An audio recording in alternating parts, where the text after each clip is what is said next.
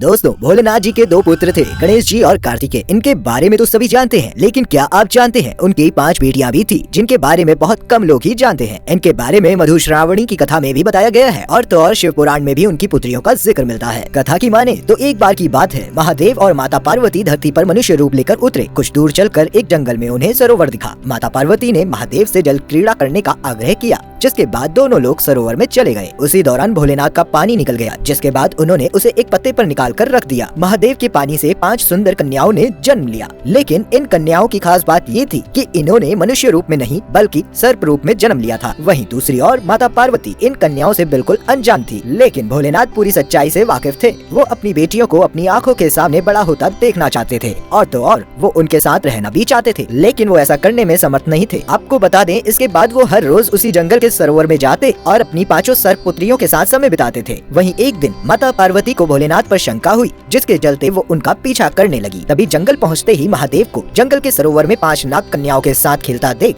माता पार्वती को क्रोध आ गया और उन्होंने उन नाग कन्याओं को मारना चाहा। जैसे ही माता पार्वती ने उन नाग कन्याओं को मारने के लिए अपना पैर आगे बढ़ाया, बिना समय गवाए महादेव ने उनको रोक लिया। भोलेनाथ के ऐसा करने पर माता का क्रोध 7वें आसमान पर पहुंच गया। तभी शिव जी ने उसे कहा कि ये नाग कन्याएं किसी और की नहीं बल्कि तुम्हारी ही पुत्रियां हैं। तुम ही इन नाग कन्याओं की माता हो। बस फिर क्या होना था। ये सुनते ही माता पार्वती को बहुत आश्चर्य हुआ। उनको लगा कि ये कैसे मुमकिन हो सकता है। तभी शिव जी ने माता पार्वती को उन नाग कन्याओं के जन्म के बारे में पूरी बात बताई। कथा को सुनकर देवी पार्वती का क्रोध शांत हो गया और वो हंसने लगी। तब भगवान शिव जी ने माता पार्वती को बताया कि उन कन्याओं के नाम जया, विषहर, शामिलबारी, देव और दोतली है। इतना ही नहीं, उन्होंने ये भी कहा कि जो भी सावन के महीने में मेरी 5 पुत्रियों की पूजा करेगा, उनको कभी भी सर्प भय यानी सांप का डर नहीं सताएगा। इसके साथ ही उनको और उनके परिवार के लोगों को सांप से कभी भी कोई भी नुकसान नहीं होगा। यही वजह है इन 5 कन्याओं की खास तौर पर सावन में पूजा की जाती है। साथ ही लोग सावन में सांपों को इसी कारण से मारते भी नहीं है। इसीलिए कहा जाता है कि सनातन धर्म में हर एक बात के पीछे एक कहानी जरूर होती है। आपको बता दें, महादेव के इन 5 पुत्रियों के अलावा 3 और पुत्रियां भी हैं, जिनके बारे में हमें शिव पुराण में पढ़ने को मिलता है, जिसमें बताया गया है कि अशोक सुंदरी, ज्योति या माँ ज्वालामुखी और देवी वासुकी या मनसा नाम की उनकी 3 बेटियां थी। इन तीनों पुत्रियों के जन्म के बारे में बात करें तो एक बार देवी पार्वती को अपना अकेलापन दूर करने के लिए पुत्र की प्राप्ति करना चाहती थी। इसीलिए उन्होंने शिव जी की बड़ी बेटी अशोक सुंदरी को जन्म दिया था। वो भी अपनी माँ माता पार्वती की तरह ही रूप की धनी थी। इसी के चलते उनके नाम में सुंदरी जोड़ा गया।